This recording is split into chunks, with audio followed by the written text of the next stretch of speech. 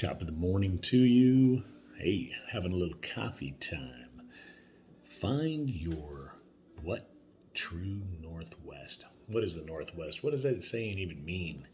It means what is the Northwest is a place of lushness, of beauty, northern coastline, a little bit of rain, but rain makes it beauty, a little tropical. Anyways, find your Northwest, find your island, find your place that is a place of beauty and relaxation. I want to come before you this morning and have a little coffee, but maybe share a little of the word with you. I think it's a pretty valuable place to read, and it's in Acts. Um, the Apostle Paul, he been through a lot.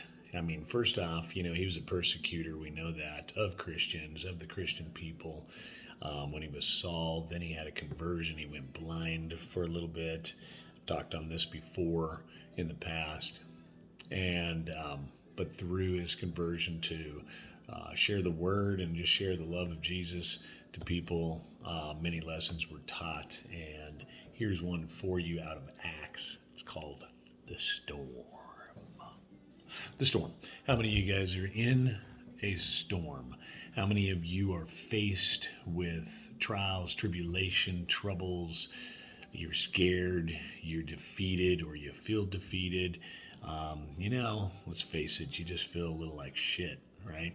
You feel like almost hopeless. And that's okay. God understands feeling hopeless. God understands, I believe, when we shake our fist and we're like, oh, what are we, why are we going through this? What can we do? And Paul, after being arrested, he's on another missionary journey. He been in chains. He's been beaten. As many of you, maybe not chains physically, but maybe you have been faced with feeling confined, feeling restricted, feeling like you don't know which direction to turn. Well, Paul's arrested right now, and it's called the storm in Acts 27, verse 13. So it's here they go, sets off. Paul warns them, I don't think we should. Have you ever been warned? I don't know, as though you maybe you want to rethink that or you want to reevaluate. But you know what? We make our own decisions in life. And does it mean they're bad? No, it just means that you don't know the outcome. So what's the outcome going to be? These people are going to find out.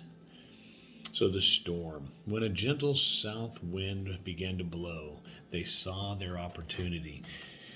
So they weighed anchor and sailed along the shore of Crete. Before very long, a hurricane force called the Northeastern, swept down from the island. The ship was caught by the storm and could not head into the wind.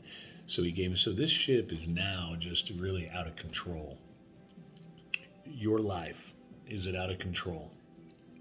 Mine has felt like it's been very out of control, but there is a pot of gold at every rainbow, and I know you will find yours. So here the ship is. It's out of control. It's floating along. Now the people are getting scared, and because they were afraid they would run aground on the sandbars of Syrtis, they lowered the sea anchors and let the ship just be driven. So I'm going to just skip through, but I'll tell you where I'm at and give you a couple of what I consider life lessons through here. Verse 21, after they had gone along without food for some time right now, Paul stood up to them and said, now here Paul is a prisoner amongst this ship, right? But yet Paul is standing up. He is speaking to them with authority, with leadership. Paul stood up before them and said, men, you should have taken my advice not to sail from Crete. Then you would have spared yourselves this damage and loss. But now I urge you to keep your courage, because no one of you will be lost. Only the ship will be destroyed. There's our hope. None of you will be lost. Stick with Jesus. Jesus I don't know what your faith, your belief, your, upbringing, where you've been in life, where you're at in life. But I believe you stick with Jesus and you won't be lost. Doesn't mean you're not going to get pissed off along the way, get angry, shake like I said, shake your fist and want to doubt, want to have, you possibly might feel like you're having, where's my faith? You know what? We all go through those seasons and times, but only the ship will be lost. What is the ship in your life? You may lose things along the way. You may lose relationships. You may lose physical things, properties. You may lose your finances, your job, whatever. But stand fast.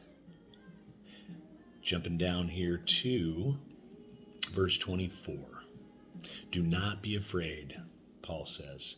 You must stand trial before Caesar, and God has graciously given you the lives of all who sail with you. So keep up your courage, men, for I have faith in God that it will happen just as he told me. Nevertheless, we must run aground on some island. Important words here. Nevertheless, we must run aground on some island. You may not even know the island that you're going to be running aground on. Expand your territories, the prayer of Jabez says, right? Learn to pray that, God, I want favor. You know what? I've been a believer for some time.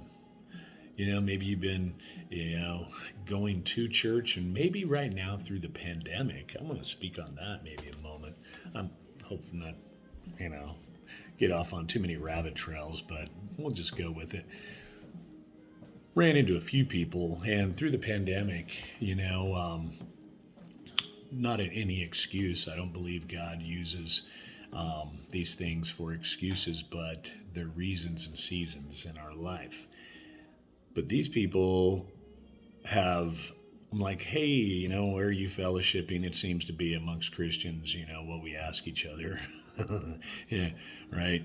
And they're like, well, we meet at our house. We meet at a coffee shop, or and it's just two or three of us, so on. But it's almost like we're sheepishly saying that we meet here. We try to read our word, but we just don't feel the big church anymore. We don't feel the big gathering anymore. It's okay. That's why God is, through the pandemic, we are a resourceful people. We have shifted, we've changed, things have changed. Church, as we see it, has changed. But don't forget that you are the church. The church isn't where you go. The church is you. What are you doing behind the scenes? What are you saying? Are you the Apostle Paul that, is saying, hey, you know what, your ship is going to be destroyed, but hey, stick with this. Stick with your faith. Stick with your belief. Stick with your Jesus. And, you're going to get through it. This too will pass. Everything will pass. Feels daunting sometimes, but everything will pass.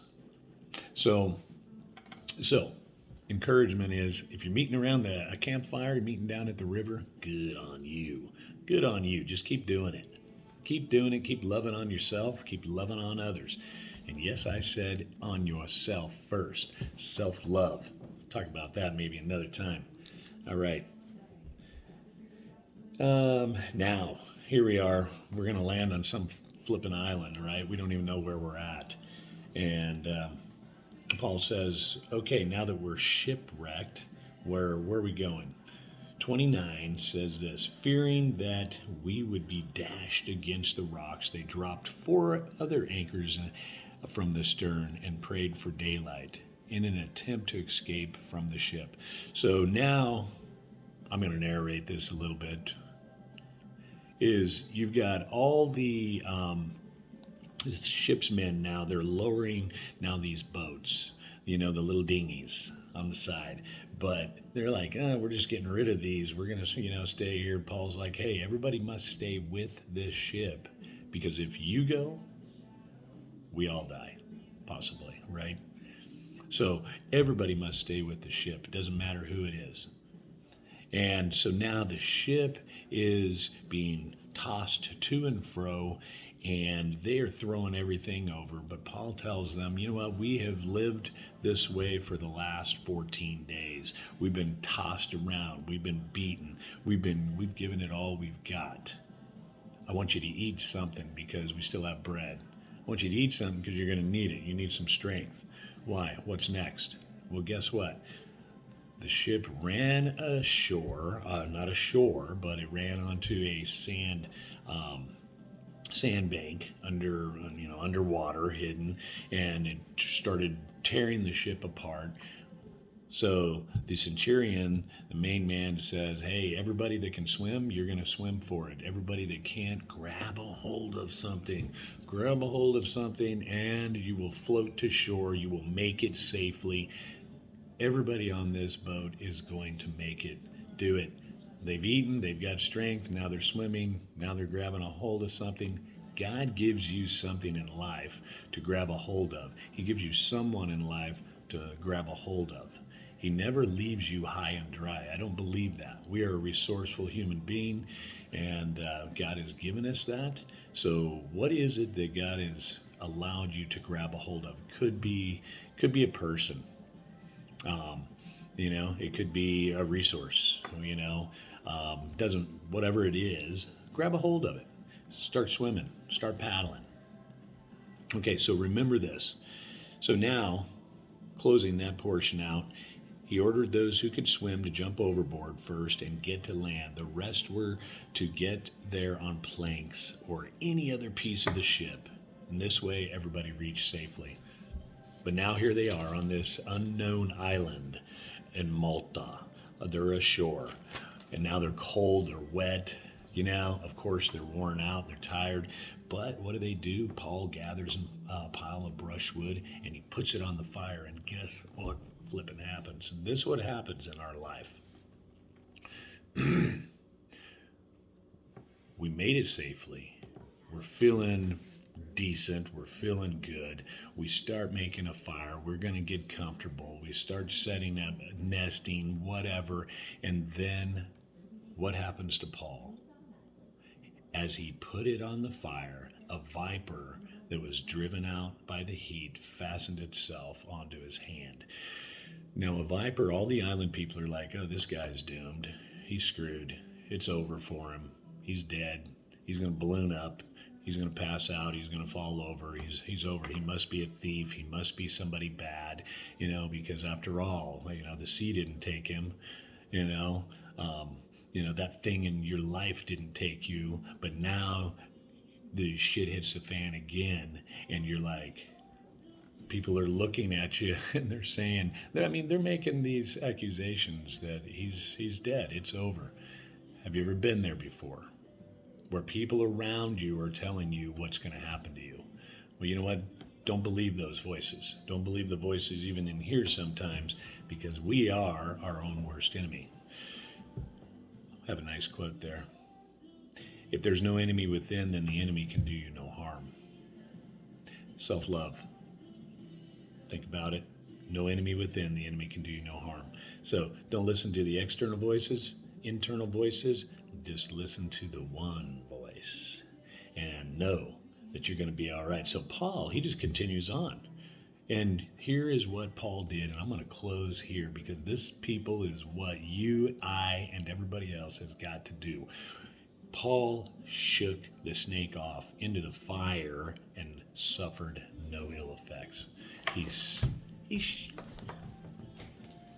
shook the snake off back into the fire, snake burn up. That's what we need to do with those areas in our life that are biting us. Those people that are biting us, shake them off back into the world, back into the fire, back into wherever. That's their place. It's not your place. You don't need to own the place that they live in. You don't need to own the place that they came out of. So shake them off, shake it off, and I could go into so much there. It may not be a person even, but if it is a person, shake them off. But if it's not a person, if it's maybe your job, They come out and your boss bit you, right? And you're feeling like, shake him off. How do you shake somebody off? What do you do? How do you still give glory to God even when you feel like you lose? There's always somebody that loses, if we want to call it loses. It's all about your perspective. It's all about your attitude. It's all about what you do next. Okay? So that's my closing for you. Shake it off. Know that God's got your back. Find your northwest.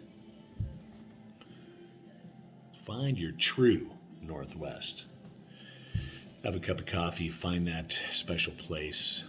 And just keep doing the good stuff. I always say there's people are like leeches. They suck. Sometimes they do. Sometimes you suck. But you know what?